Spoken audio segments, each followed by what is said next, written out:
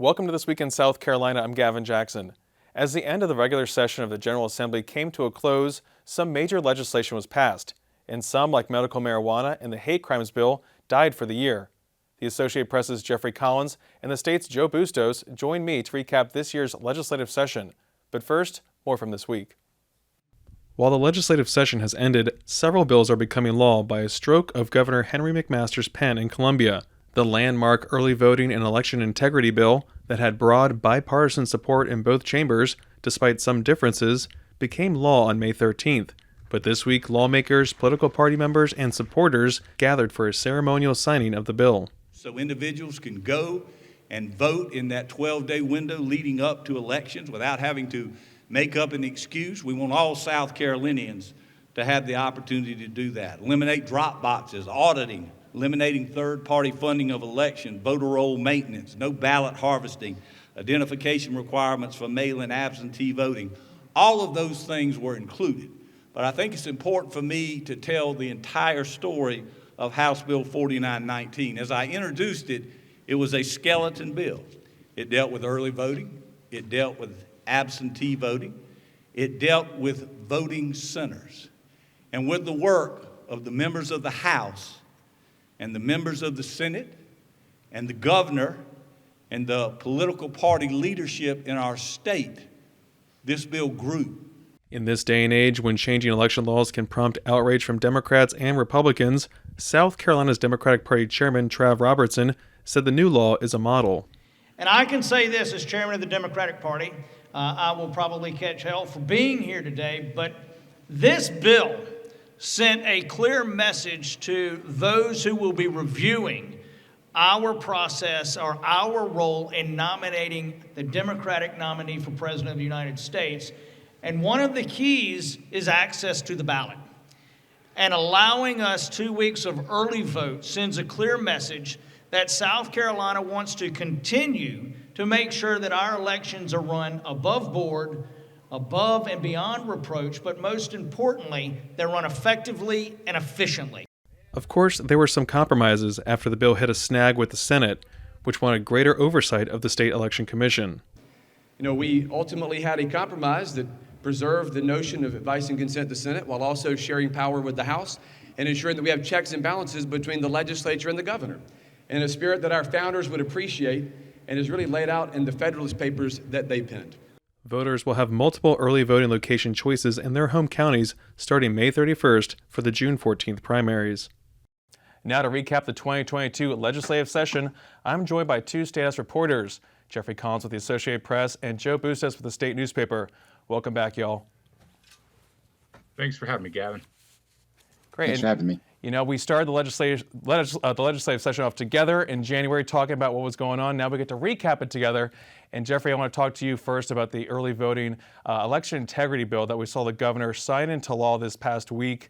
He had a ceremonial bill signing this week. A lot of bipartisanship, a lot of goodwill here, a very popular bill. But there were some moments, some tense moments throughout the whole process. Kind of walk us through what happened and what's in this bill, Jeffrey. Well, it brings actual true early voting to South Carolina. For 2 weeks, people will be able to go to the polls and vote. For the June 14th primary, that means starting May 31st, you can go and cast a ballot just like you went to the polling place on Election Day. And it's a pretty big deal. There are also some other smaller components of the bill. It bans what's called fusion voting, where one candidate gets to run in two different parties and show up on the ballot twice. It makes a voter fraud a felony. It makes a little more restriction on absentee ballots, stuff like that. But almost thought we weren't going to get that bill this year. The House and the governor supported one version, and it passed through unanimously. Senate passed their version of the bill unanimously too, but there was one little catch there. The Senate version of the bill allowed the Senate to confirm all the members of the state election board, and the House and the governor felt like that should too much power in the Senate. And so we ended up playing a little game of chicken. I mean, everybody wants to say, we were going to get a bill and everything, but to be able to negotiate, you have to be able to, the other side has to think you're willing to just drop it. And so, there was some back and forth negotiation, but we got this bill done about governor, passed Thursday, governor signed it Friday. Here we are. Mm-hmm. Yeah, we did see a lot of back and forth there too, and a lot of House members putting that bill onto other bills too and trying to get it through. And A lot of people kind of came out on top of this, and a lot of new leaders we saw through this whole process too, especially in the House with Brandon Newton, Jay Jordan, and over in the Senate with Senator Kimbrell. So really interesting bill right there too that, like you said, Jeffrey, will take effect May 31st, essentially this primary season. So Joe, I want to talk to you about a more controversial bill that got passed, but also somewhat bipartisan, and that was the trans student athlete ban bill. That also had a very interesting journey to get to the governor's desk. Talk to us about what's in that bill and who this bill affects, this law, I should say. So yeah, this is the third attempt by State Representative Ashley Trantham to get it passed this particular 2-year session. She finally got it through. The bill bans transgendered women from participating in women's sports, and it applies to middle school, high school, and college athletes. Proponents say it keeps men from participating in women's sports. It keeps boys from participating in girls' sports at the middle and high school level, because it says it puts girls and women at unfair competitive disadvantages. Opponents included State Superintendent Molly Spearman, who said the system that the high school league used was working fine, and the legislation was a solution looking for a problem.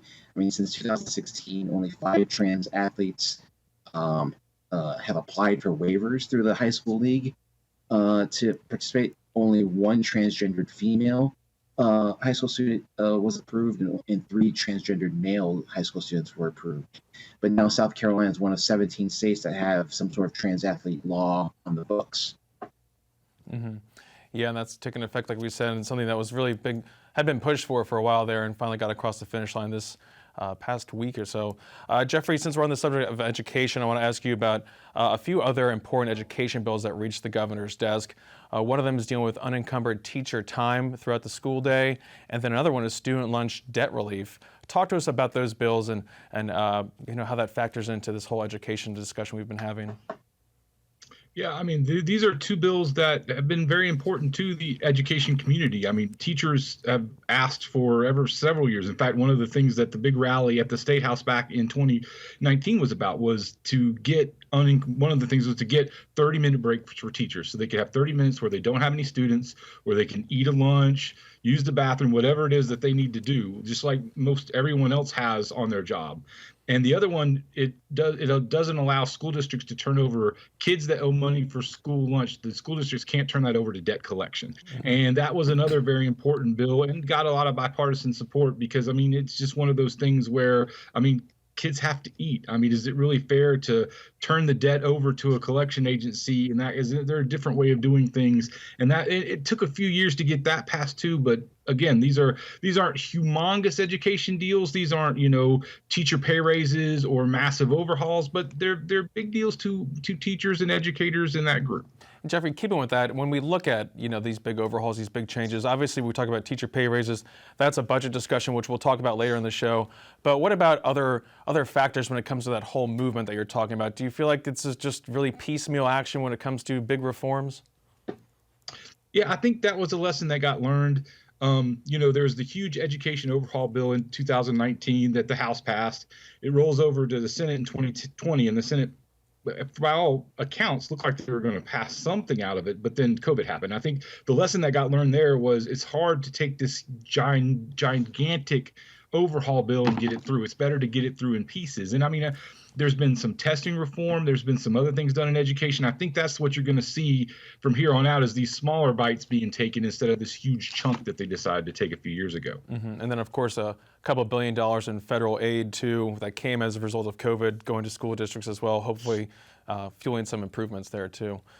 Joe, another controversial education topic this session was critical race theory. That's the concept that is not taught in South Carolina K-12 schools.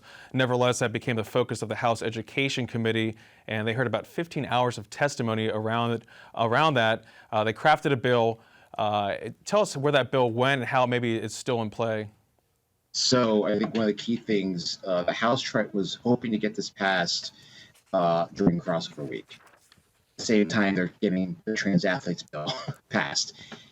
Because of the hundreds of amendments on the trans athletes bill, the House was unable to get to the critical race theory bill on crossover week, which meant that it got delayed and didn't make it out of the House until April. Mm-hmm. And when it passed the House, it went over to the Senate. It just sat in committee. House members tried to attach it to another bill during the last week of session. When that bill went over back to the Senate, it got placed on the calendar for a later day, and it just died. So critical race theory bill isn't happening this year. Mm-hmm. But we can possibly see it in the budget in the form of a proviso like we saw in the current year? Possibly. We'll see what ends up out of the final conference committee. Mm-hmm. Yeah, we'll talk about the budget, like I said, in just a moment. But Jeffrey, I want to keep talking about some of these bills that did make it to the governor's desk, and some that didn't. Of course, we're talking about criminal justice reform, social justice issues that we saw really come to light in the summer of 2020 following the death of George Floyd. We saw a big push in the House for such issues like civil asset forfeiture reform, drug sentencing reform, the hate crimes law bill. None of those made it, but we did see some changes for policing in the state. Talk to us about what got to the governor's desk. What ended up getting to the governor's desk is a bill that puts a little more guidelines on policing. One of the key ones is police officers have to go to the police academy, and to be certified. They go through a multiple week training. And but one thing South Carolina has allowed for a while is while an officer is waiting for a slot to open, they can actually be a police officer without having gone through the training. There's actually a window of several months they can do that in. And after a police officer that was in that situation hadn't been fully trained yet was shot and killed. She was a Florence airport police officer. That kind of switched the push from criminal justice reform, civil forfeiture and that kind of thing, more into this policing role. And so this bill only allows that non-certified officer to be a police officer in the presence of a certified police officer, so essentially a trainee kind of situation.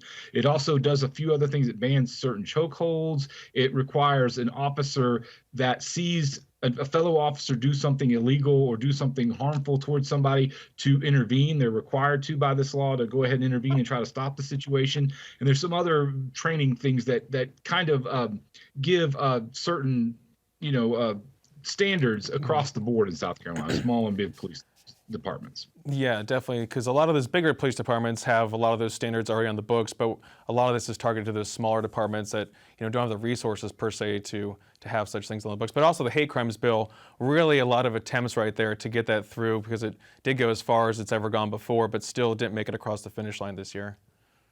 No, it was, I think, and probably if you roll the tape back in January, I was like, hey, the House, that was the big hurdle, was the House. I think the Senate's going to be okay. But there was a group of senators, Republican senators, that did not want this bill at all. They didn't want to debate it. They didn't want to bring it up on the floor.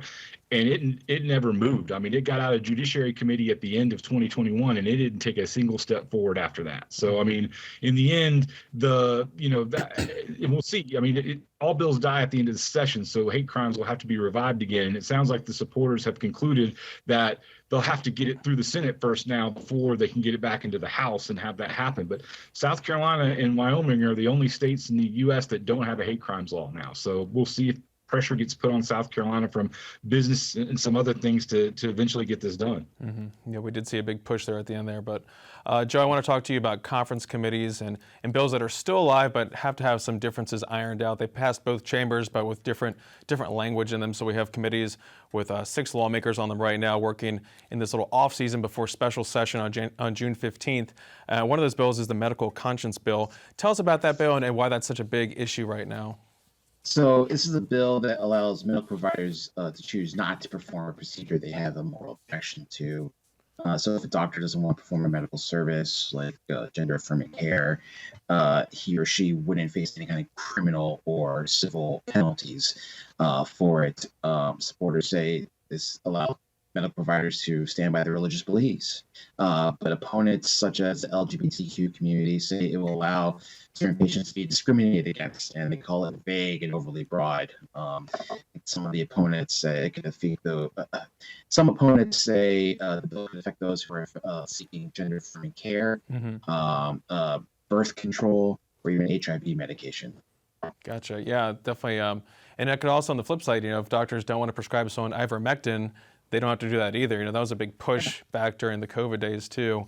So it's going to cut both ways there. Again, that bill is in conference committee, along with another bill. Jeffrey, this is a controversial one, the Education Scholarship Account Program, which opponents have said it's basically a voucher program. This is a pilot program, but talk to us about the state of it. What goes into this bill? probably outside of the budget, is probably the biggest difference between two versions of bills that the House and Senate passed this year. The House version is just a 3-year pilot program. They would have to come back around and renew it. The Senate version is permanent. They pay for it in different ways. The Senate version actually takes money out of what gets sent to K through 12 schools for these scholarships, and they're worth $6,000 each. The House uses just one-time reserve money, and it's a $5,000 scholarship each. They both are providing mostly for low-income students, is students whose families are eligible for Medicaid and things like that. I believe it's the House version sets aside some of these scholarships for military families, but they're going to have to figure out the difference between them. I mean, I think you're going to end up with something. I mean, both Senate leadership and House leadership want this. So I think they'll figure out the compromise. We'll see where they end up, but it could be some pretty intense negotiations for a few weeks. And one of the biggest advancements, I'm guessing, for school choice proponents. Yeah, it's a big deal. This has been back before, all the way back to Governor Mark Sanford. This is one of his things that he really wanted. I mean, this is for folks that have been pushing hard for school choice and for being able to spend public money on private schools. This is a benchmark bill if it comes through. Gotcha. So again, a lot of big bills here passing, and then also soon to pass that a lot of folks can run on in November. A lot of folks are probably running on right now for these June primaries. We can talk about that in a minute, but I also want to talk about bills that are dead, DEAD, dead after the end of this 2-year session. We did talk with Senator Tom Davis last week about his medical marijuana bill, which he will resurrect next year. We'll see him move that through fairly early in the session is what he's saying. But Joe, the big bill that died as the clock ticked down to 5 p.m. last Thursday was the USC Board of Trustees restructuring bill. That was quite something to see in the Senate. What was going on there? What was that bill about, and what were the differences? So the House had its version to reduce the number of board members on the USC board and remove the governor's voting power and remove the state superintendent as a ex officio member. A couple of other changes. The Senate was looking for their own version, but they also wanted to make sure that those who are about to lose their seats next year, that they don't have any kind of leadership positions on the board. When it got to the Senate floor, Senate Minority Leader Brad Hutto held up the bill, and when they were debating the bill, he actually held the floor and ran out the clock until 5 p.m. And for those football fans out there, he pretty much ran the perfect 4-minute offense to hold possession of the ball. He was criticized by a fellow Democrat, Dick Harpootlian, who said Hutto has his law partner is on the USC board, and there's a personal relationship, and he called on Hutto to recuse himself from all of this. Hutto said, no, I'm not going to. I'm going to hold up this bill, and it ultimately didn't pass. So that means we still haven't had elections for USC board members this year. We may get it during the special session if they could agree to do it. If the two chambers could agree to hold the elections, and any kind of board restructuring on USC has to wait till next year if they're going to try it again. Yeah. So, and Gavin, as long as we're pouring one out for dead bills, let's do one for the state flag bill. Oh, yeah. I mean, is a bill that would have standardized the state flag, because right now the flag that flies in the governor's office looks different than the flag that flies over the state house. But unfortunately, that got to the Senate and then just went kaput. And I thought it led to probably the best quote of the session from Brad Hutto. Again, Senator Brad Hutto, who compared all the different versions of the flags to photos of his wife. They're all unique, they're all different, but they're all beautiful. So let's pour one out for the state flag too. Yeah, and Jeffrey, I think Senator Hutto will think the flag behind Gavin looks beautiful. I was going to say, I don't know which version we have behind me, but I'm sure it's the right one. But it's beautiful, Gavin. It's beautiful. Jeffrey, that was again because senators can object to bills and they can hold them up, and that's the process over there in the Senate. But one of the biggest bills that we're still debating, that we're still seeing lawmakers work on, a very select group of lawmakers, is the budget. Jeffrey, we had a lot of extra money in the budget this year, which of course leads to more problems. Different leaders at play, different priorities at play there. But tell us, what's the status of budget negotiations? Maybe is there anything that we can point to right now where we can say definitively that something will be in the budget, or is it so in flux that we really can't at this point? I mean, everything is kind of is locked in. I suspect you'll see some sort of raise for teachers and state employees. All the stuff that is still in flux. Obviously, the tax cut. Obviously, whether we get a rebate, that's in flux. The House included in its budget about $300+ million worth of kind of projects for districts. So they'll have to figure out some way to get that together. But the wild card, you talk about the where we're at in negotiations. Sometime in the next week or two, there probably will be another budget estimate released. We still don't know how much money the state took in over the last few months, and if it's the same way it's been over the past 6-7 months of this budget cycle, there could be a lot more money left over. I mean, they could end up with hundreds of millions of dollars that they weren't expecting to spend, which certainly makes it a lot easier to paper over the differences between both sides. That's probably coming before the end of this month, and I would imagine certainly before the budget negotiators get together and start talking. Gotcha. And Joe, just to jump in there, because you cover the budget too. I mean, I know state economists have been very conservative and warning a lot about how things are going to slow down in their own ways, because a lot of that money, a lot of that extra revenue coming in was because of the stimuluses from the federal government because of COVID. Of course, there's been some organic growth there too in the tax revenue. But anything else jumping out to you during these budget negotiations? There's a couple of small key things in the budget. There's $20 million for a new DJJ facility for children who are severely mentally ill that are in DJJ's care. There's 3% raises for state employees, both chambers are agreeing to.